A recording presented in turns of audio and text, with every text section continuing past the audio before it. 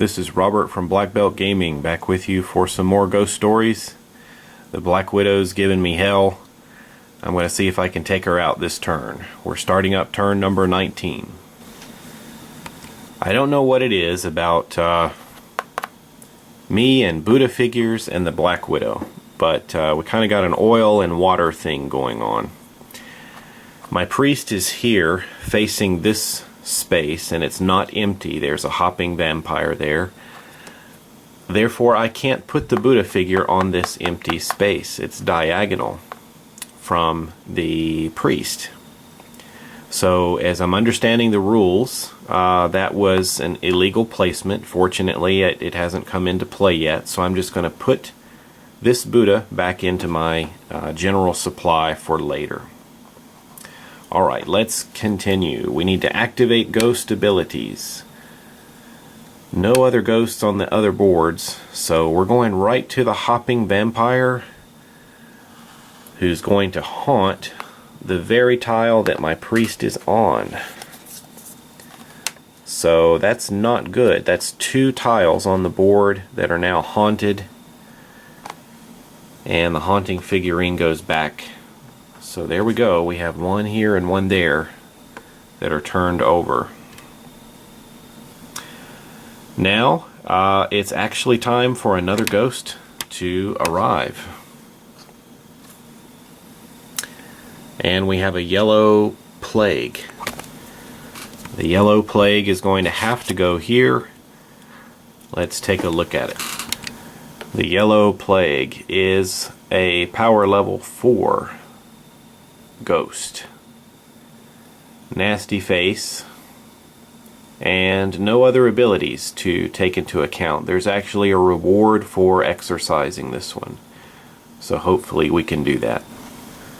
Beginning the priest's turn, let's take another yellow token that gets us up to the maximum of 4. And for my movement, let's move our priest here, and let's do what I should have done last time. Let's go after the Black Widow. I can't use my tokens, I can only use the dice. 1 black and 2 yellow. Not good enough. Well, I've got 1 power token left. Let's spend it. And let's use green's ability to re-roll these 2. And I still didn't get it. I got a red and a yellow. Wow. This is not going well.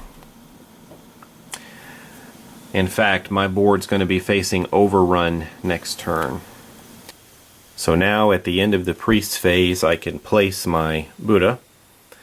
There's only 1 legal space I can place him, and that's over here on the red space. That's going to end turn number 19. As I come to the end of turn 19, I'm quite in a difficult spot. As you can see, I've got 2 village tiles haunted, and I have gone through my rulebook a bunch of times looking for any indication that at the lowest or easiest level of play that there should be 4 tiles turned over for you to lose. It just doesn't seem to be in my book. It says 3 tiles. And I cannot find that 4 tiles indicate a loss on the lower level of difficulty. Perhaps that was something in the rules that changed over time. So if you happen to have the newer set of rules or have downloaded those from the publisher's website, and you can find in there that 4 tiles equals a loss, then please let me know, because I think I'm about to lose this game. If I stay here on the next turn and attack the Black Widow, that's going to give the hopping vampire another step forward. And then let's say that turn's finished, and let's say I get rid of her. Well, then the next turn is going to begin, and this figure is going to advance one more step, and that's going to be game over. So I've got to stop him. I've got to stop him now. So I think if I don't hit him and take him out in turn 20, the game is over, and I've got to do it with a perfect roll of the dice. So it's really going to come down to one die roll. I have no tokens left, and that's the only thing I can figure out. Robert, continuing Ghost Stories. We're now up to turn 20. The first thing we need to do is activate ghost abilities, and the hopping vampire advances 1 towards the village, preparing to haunt the last village tile here, the Buddhist temple. He will be there in one more step, and I just don't think that there's anything I can do to stop him unless I go there and try to take him out. It's now time to look for Overrun, and I actually have that now. For the first time in the game, I've got 3 ghosts on my board. And when your board is overrun, you lose a chi token. So there we go. Now it's time to draw a new ghost. And we have a wicked one, a green ghost.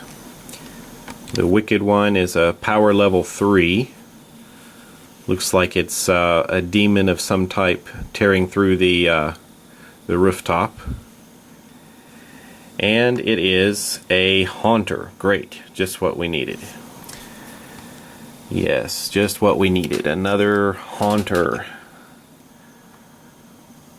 Sarcasm, sarcasm. Okay, let's get back to it. It's now time to attempt, I think, an exorcism that I've got to pull off here in one roll, or the game is over. Once again, I think if I spend my turn trying to take her out, then the next village tile is going to be haunted by this figurine before I can get there. So, I'm going to move my priest one step and attempt an exorcism. I have no power tokens left. I'm loaded with Dao tokens. In fact, I can even draw another Dao token right now. Let's just take this green one. And I've got to do this in one roll. I'm going to need 3 yellows to do this. And that didn't do it. That is a failure.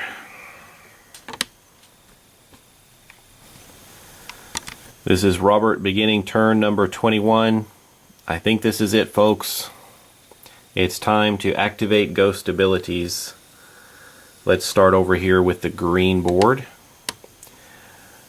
Our Wicked One's Haunter figurine steps forward 1 space. And now the hopping vampire advances 1 space and haunts the final village, the Buddhist temple. And once again, in my rule book, as far as I can tell, having 3 village tiles haunted indicates the end of the game, no matter what level of difficulty.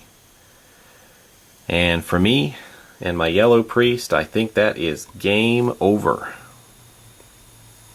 So I definitely learned a lot about how to play the game, but there's a lot I still need to learn about how to play the game better.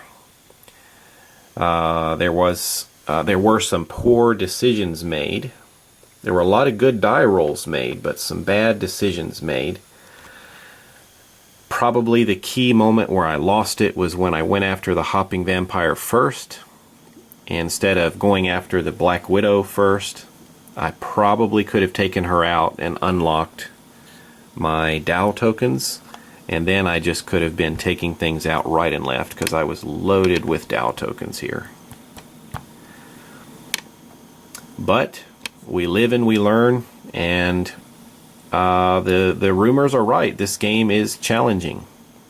At first I was taking out the ghost right and left, and I thought, wow, this isn't so hard. But then it can all fall apart very, very quickly. So I definitely enjoyed the game, and I hope you enjoyed following along with me.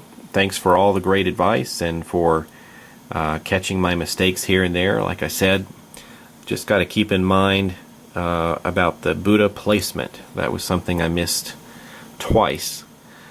The first time allowing me to somewhat wrongfully banish the Black Widow from the board, and then she came back a second time and totally got revenge.